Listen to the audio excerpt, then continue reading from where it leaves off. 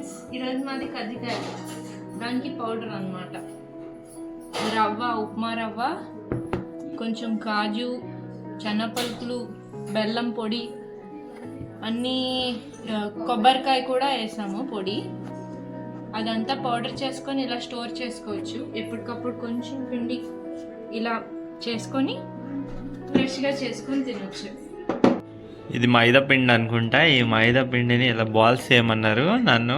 నేను బాల్స్ చేస్తున్నాను. ఇక్కడ చూస్తేనేమో మంచి కజ్జికాయ షేపులు చూడండి, షేప్ చేస్తున్నారు. ఇక్కడ అందరూ చాలా కష్టపడుతున్నారు కజ్జికాయలు చేయడానికి. ఏమవుతుందో చూడాలి ఫైనల్గా. ఇక్కడ ఏమో మంచి ఏమంటారు, ఈ చిన్న చిన్న బాల్స్ ఉన్నాయి చూసారా, ఈ చిన్న చిన్న బాల్స్ని చపాతీలు చేస్తున్నారు. ఫస్ట్ చపాతీల తర్వాత ఈ స్టఫింగ్ని తీసుకొని ఇదేదో ఉన్నది, ఇది దీంట్లో వేస్తున్నారు. దీంట్లోని ఆ చపాతీని పెడుతున్నారు. పెట్టిన తర్వాత some kind of tool filling వేస్తున్నారు. స్టఫింగ్ వేసేసి కంప్లీట్గా దాన్ని ఏమో అంచి కొంచెం వాటర్ యాడ్ చేసి ఇలా అంటున్నాం. స్టిక్ అవ్వాలి కదా, అంతే. జస్ట్ అలా ప్రెస్ చేసేయడమే అంట. That's it. ఫుల్ గట్టిగా బలంగా ప్రెస్ చేసేయడం, బలంగా కట్ చేసేయడం. That's it. అలా చేయగానే చూస్తుండగానే ఇలాగైపోయింది. చూసారా, ఇలాగైపోయింది. ఈ కజ్జికాయల్ని ఇక్కడి నుంచి డైరెక్ట్గా we will take to stove. Next stove మీద తీసుకొని వచ్చి నూనె బాగా వేడిగా చేసి, మా మమ్మీ ఇక్కడ చూసారా వండేస్తున్నారు. నూనెలోని మంచిగా ఎర్రగా వచ్చేలాగా వేపాలి. అది దానికి కొంచెం టైం పడుతుంది. హై ఫ్లేమ్లో పెట్టారు కింద. చూసారా, ఎర్రగా వచ్చింది. ఆయిల్ టుప్ అనాలంట చెప్తున్నారు పక్క నుంచి. ఆయిల్ టుప్ అనాలనేసి ఎర్రగా రావడానికి.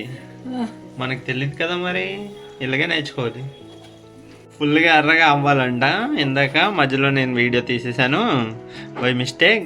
ఫుల్గా ఎర్రగా అయ్యింది. ఎర్రగా అయిన తర్వాత మంచి గోల్డెన్ ఎల్లో కలర్ రావాలి అని చెప్తున్నారు. ఓకే, చూసారు కదా,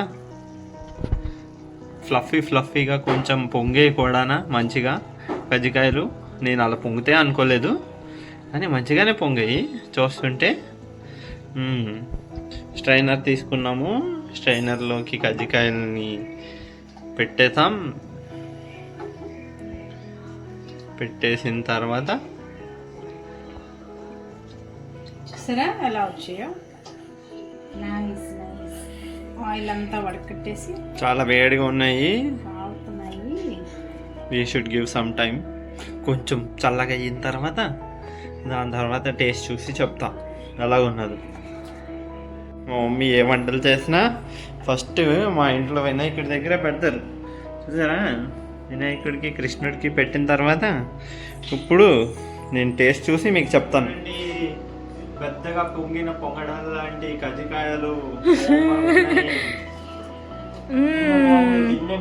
అన్ని. ఇప్పుడు మా మమ్మీ మీకు మళ్ళీ ఒకసారి రీక్యాప్ చెప్తారు ఎలా చేయాలో. ఓకేనా, జాగ్రత్తగా వినండి వీడియోలో. ఉప్మా రవ్వ ఒక గ్లాస్ నెయ్యి వేసి శుభ్రంగా రోస్ట్ చేయండి. ప్లస్ హాఫ్ గ్లాస్ కొబ్బరి చేయండి. బెల్లం మీకు బెల్లం ఎంత పడితే అంత వేసుకోండి. చిన్న డ్రై ఫ్రూట్స్ ఏంటంటే అనుకుంటున్నారు, బాదం పప్పు, వేరుశనక్కాయలు. ప్లస్ ఇవన్నీ స్టఫింగ్ అంటుకోవాలంటే కొంచెం వేపించి అన్నపప్పు ఉంటుంది కదా, పౌడర్ చేసి వేయండి. అది